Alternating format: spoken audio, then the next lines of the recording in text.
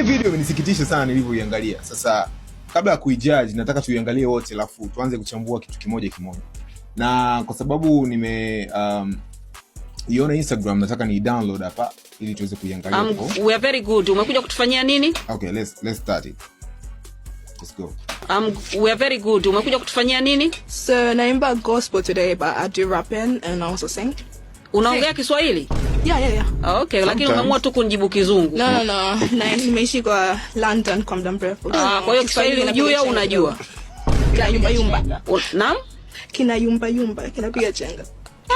Kwa mtu ambaye hajui Kiswahili anajua kuyumba na kupiga chenga, uko vizuri. Begi unataka kuweka pembeni? Begi? Tunakusikiliza. Iko na namba? Yeah, okay, I wasn't able to stick on my... Are you gonna sing in Swahili? It's okay. Sikuweza kugundika kwenye nguo. Dada, tunaomba utuonyeshe ulichotuletea. Okay. All right. Okay. Don't worry about it. Nara, narekele mo. Nara. Sheila. Wewe ni Sheila eh? Tila. Tila. Eh? Yeah. Hapa imeandikwa Sheila Matthew. Jina la government. Okay. Hapa ni sehemu kama ya kiserikali, kwa hiyo tunatumia majina yako ya kiserikali kama ilivyoandikwa kwenye karatasi. Asante kwa kushiriki kuimba ujui. Kama Okay. Una jengine tunakusubiri. Okay, it's fine. Thank you. Oh, rapping, I can do rap. Sawa. Yeah? Okay. I had a tall king slinging that long thing. A king giza ninatafutia pumzi. Tell him get ready for another round. Sheila. Yeah. Hakuna punch hapo. Your voice is very low, not for competition. Okay, it's fine. Thank you so much for coming. You. I don't know. Ndaongelea ili kwa experience ambayo Gen Z nowadays wanapitia. Na huyu dada anaonekana ni mtu ambaye maybe amesoma au ametokea kwenye familia ambayo ni iko stable, iko vizuri, na mpaka amesema alikuwa anaishi UK. Ni mtu ambaye tunaona ana maisha fulani different. Anaweza kaja hana familia labda yenye uwezo mkubwa, akawa amefight mwenyewe ameenda huko alipoenda. Na by the way she's speaking good English, okay? So kitu cha kwanza ambacho nimeelewa hapa ni kwamba judges wamemjudge huyu binti kwa appearance yake. First of all, the way anaonekana, she's smart. She looks smart by the way ukimwangalia. She's, she got the swaggy, na hicho kitu ni wabongo hawapendagi. Trust me. Tuangalie reaction ya Judge Salama alipompokea huyu binti. We are very good. Umekuja kutufanyia nini? So naimba gospel today, but I do rapping. Listen to the accent, bro. Listen to the accent. Hii kitu Mtanzania akisikia anachukia vibaya mno. Trust me. I know this. I've been through this. And I also sing. Unaongea Kiswahili? Yeah. Okay, lakini unaamua tu kunijibu Kizungu. No. Na nimeishi kwa London kwa...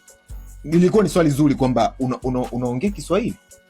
Akajieleza vizuri kwamba yes, lakini ameishi sana UK. So kumix lugha inaweza kaa ni kitu ambacho ni sahihi kwake, kwa sababu usingejua reason zake ungekuwa like, "Oe binti, siongee Kiswahili kama wewe ni mbongo na unaishi hapa." Lakini ashakupa reason kwamba anaishi nje na ameshazoea, labda amesha adapt kuongea Kiingereza muda mwingi. Kwa hiyo Kiswahili unajua au unajua? Kina yumba. Naam? Kina yumba, kinapiga chenga. Kwa mtu ambaye hajui Kiswahili anajua kuyumba na kupiga chenga. Amekaa nje muda mrefu. Come on. This is hate. Yaani unaona kabisa hii hapa ni mtu binafsi amepanic. Like, au Salama alikuwa na bad day. I don't know. Atakuwa alikuwa na bad day for real. Anaonekana tu yani facial expression yake inaonekana amepanic yani tayari. Uko vizuri. Begi unataka kuweka pembeni? Begi? Tunakusikiliza. Iko na namba? Yeah, okay, I wasn't able to stick on my... Are you gonna sing in Swahili? It's okay. Sikuweza kugundika kwenye... Wanamtoa confidence huyu binti. Like, huyu binti alikuwa na good intention ya kwenda kuonyesha kipaji chake. Amewaamini BSS. Like, BSS since back in the days tunaamini ni sehemu ambayo mtu anaenda kushow talent yake. And she believes in you guys. Huyu mtu angejiendeleza mwenyewe huko, lakini anawaamini, ndio maana amekuja hapo. Lakini just easy like this mnamdisappoint. Really? Dada, tunaomba utuonyeshe ulichotuletea. Okay. All right. Don't worry about it. Master J is laughing. Come on. This is unfair, guys. Nitaonyesha the way wenzetu wakiona mshiriki anakuaga na kitete wanavyofanya. na tunavyofanya sisi ama walivyofanya hawa sio kitu ambacho nimependezwa nacho kabisa. I have to compare na I'm guessing you're going to be singing for us? Yeah. Listen, don't be nervous. I know this is a big stage and there's lots of people here, but you're here for a reason, so go for it. No, and good luck.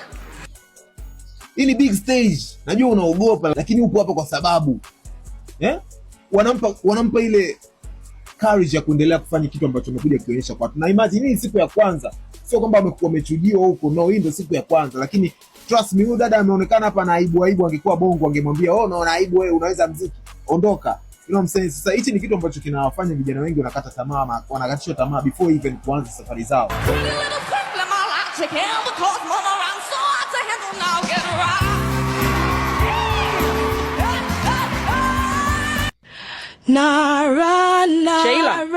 Sheila. Kwani Sheila?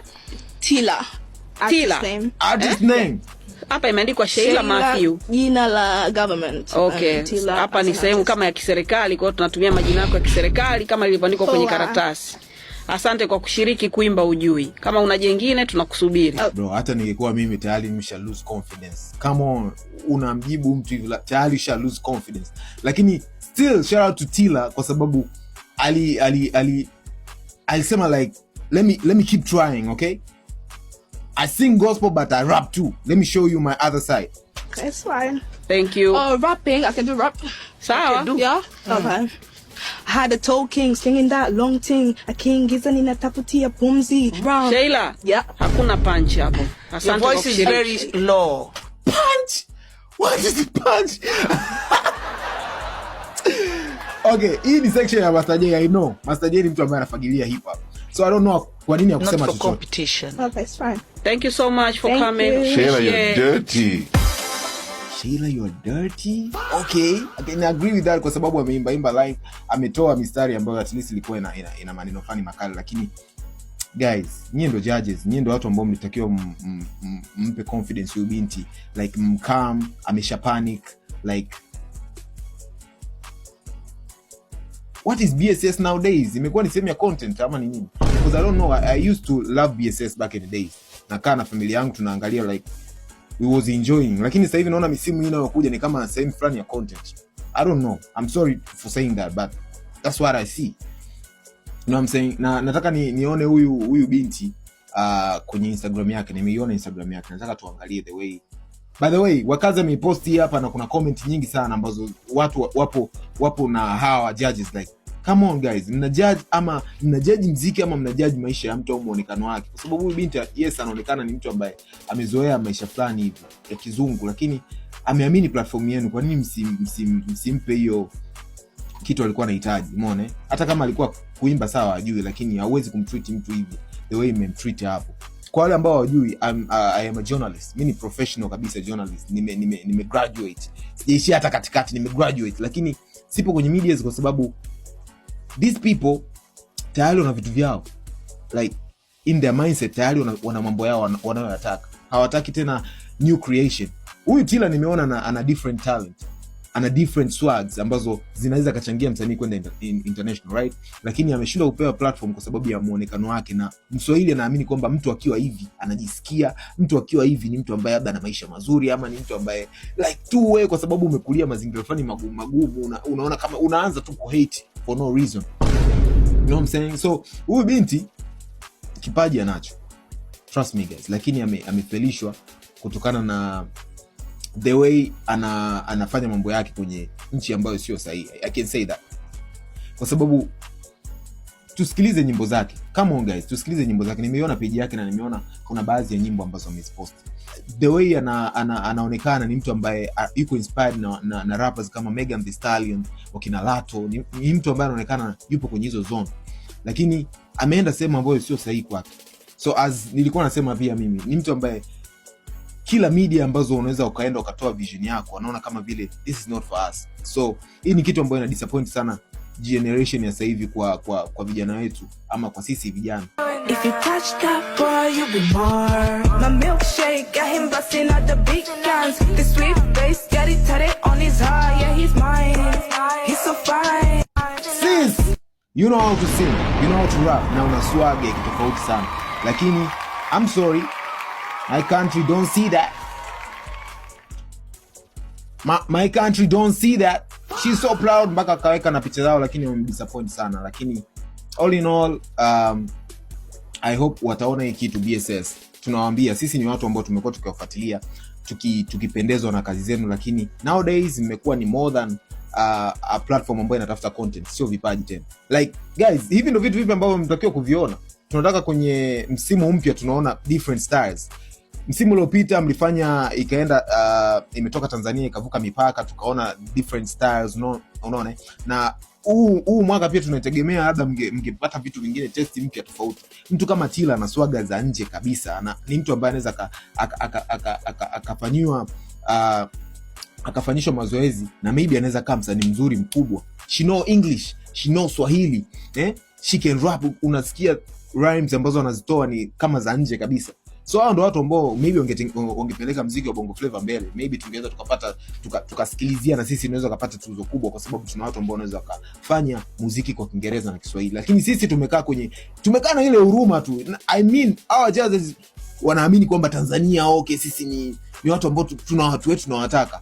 Tulimuona Hamisi BSS Bwaka alitrend sana kipindi chake, na watu wakasema okay, ametokea maisha magumu, Hamisi ana kipaji, wakamsupport judges, wakaonekana kama wamempenda. Lakini where is he now? So msijaji mtu kwa muonekano, kwa the way anaongea, kwa the way ana look kwenu. Mjaji mtu kutokana na kipaji chake. If you see somebody ana kipaji, just try and show her courage, muonyeshe ile like okay, tukupe muda, okay, fanya. Especially mkiona mtu ana kitu cha tofauti, mmezunguka mikoa mingi, mmekuja kukutana na kitu kingine tofauti, different styles, different type of music kwa huyu mwanamke hapa, lakini bado mmemwangusha. That's so shameful of you guys. Na wakazi amezungumza kitu kizuri sana hapo, na watu wanasema kwamba sasa hapo mnajaji au mmekuwa wapinzani, si umeelewa? Like is like yani udada mmeshamchukia kutokana tu na kitu ambacho ameonyesha kwenu kwamba ni Mnyamwezi ama ni mtu ambaye ana swag. Na hamtaki swag, nataka watu ambao wananyenyekea. I don't know why. Huyu mwingine anasema kwamba Salama anajaji muziki kama nani kwanza? Okay, wameanza kuwajaji na nyinyi sasa. Okay, mwingine anasema kwamba yani ajabu sana. Salama anaonekana kabisa ana express chuki wazi. You know what I'm saying? Ana express chuki wazi, like come on. Haya, Master J ni legend, mbona hajaongea chochote?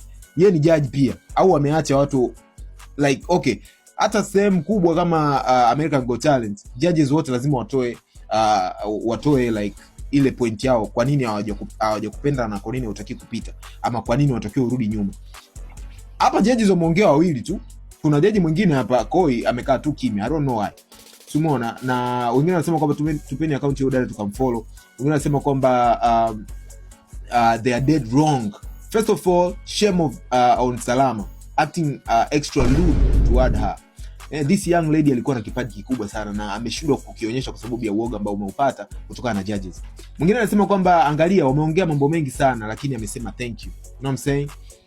Like guys, mnafanya watu like hii show imetengenezwa kwa muda mrefu sana. Watu tumekuwa tukiheshimu kwa muda mrefu, lakini sasa hivi wanasemaga kujenga kitu kunachukua muda sana, lakini kukidestroy is just a second. Na kwa vitu kama hivi hapa mnazidi kuishusha thamani show yetu. Hii inakuwa tena so audition. Hii ni sehemu ambayo mtu atakuwa anaogopa labda kuonekana na ana muonekano wake tofauti. Anaweza kana anaogopa kuja kwenye show kwa sababu hivi vitu ambavyo anaviona kwenye previous shows. This is so wrong guys. So kwa yote ambaye anaangalia hii kitu na ana face kitu kama hichi hapa, be you, just do you.